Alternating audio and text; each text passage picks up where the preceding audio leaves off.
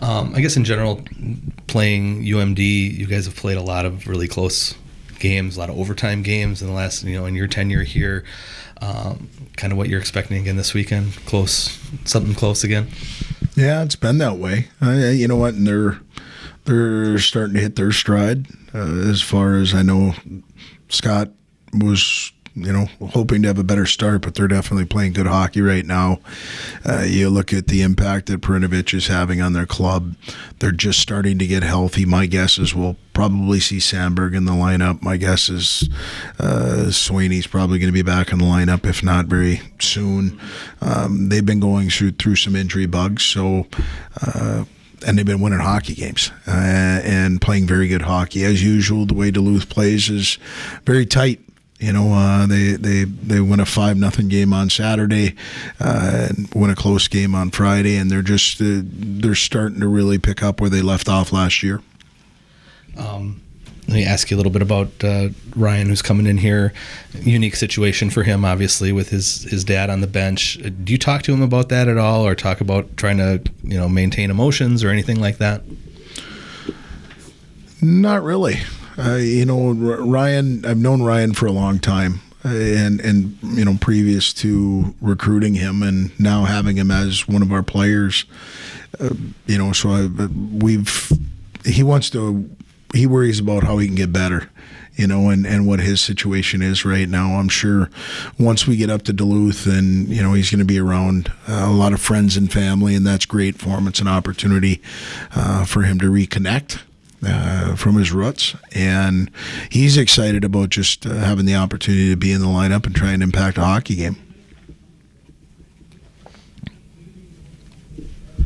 Your top line, a lot of points last weekend. They've kind of seems like they're clicking better together. We talked a little bit about that on Friday night, but how's their week been, and what do you what have you seen about what's working well with them?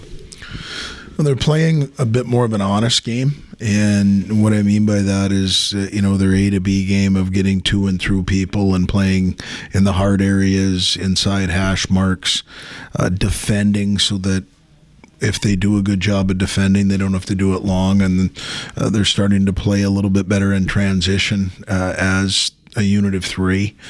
And, when they're moving their feet and they're being physical, it seems to engage a lot of that skill level at a pace that's hard to defend. And they've done that this week in practice. They've been pretty consistent about it. And I thought they were rewarded for that with some offensive production last weekend. But this week's a new week.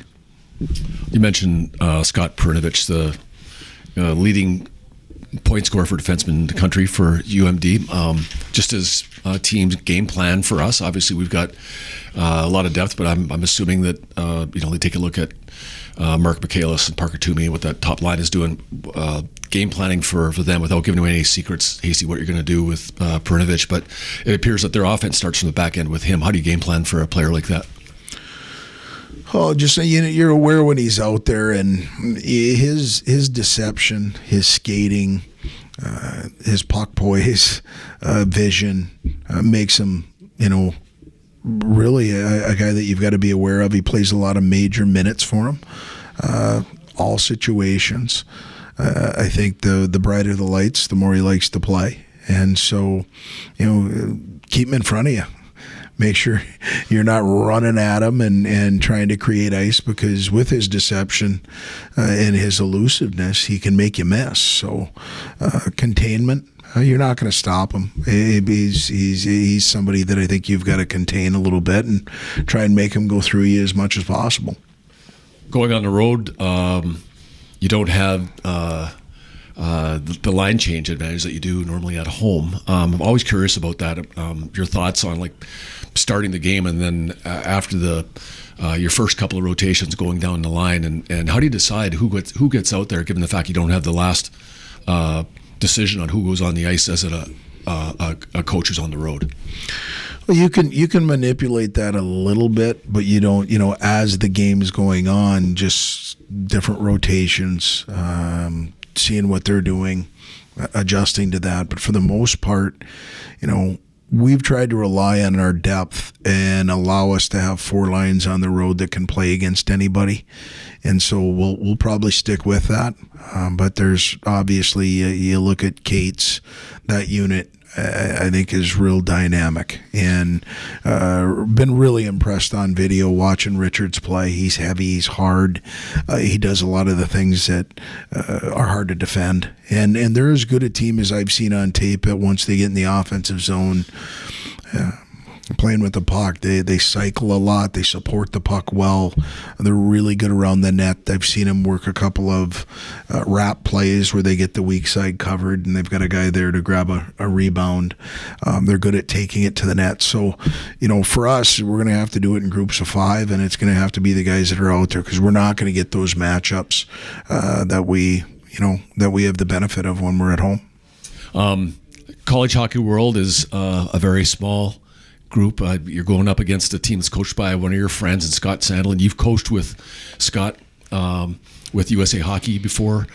This is different because you're going up against each other here. Have you talked to Scott this week? Are you planning on talking to him at all before Friday? Yeah, we talked on, I talked on Tuesday just to catch up, and he's in, obviously he's in preparation for our weekend, but being the head coach of the U.S. World Junior team, he's got a lot of other things on his plate also. He's surrounded with a phenomenal staff, so those guys get to take some of the meat and potatoes of what's going on into this weekend. But he's also, in preparations to try and select some players for that are going to represent our country. So talk to him a little bit about that.